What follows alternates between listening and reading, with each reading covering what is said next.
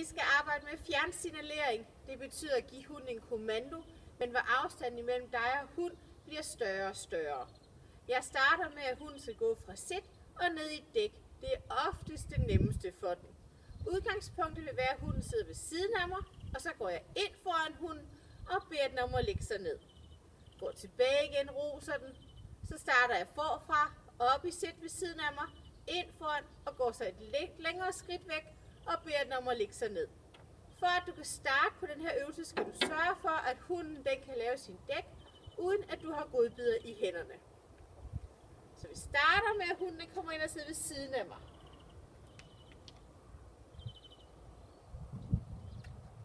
Går jeg ind foran og laver en dæk. Dygtig. Ind ved siden af og roser den. Og op i sit igen. Dygtig. Går ind foran. Et skridt længere væk. Og min dæk. Dygtig. Ind ved siden af igen. Og op i en sit. Og så går jeg væk igen.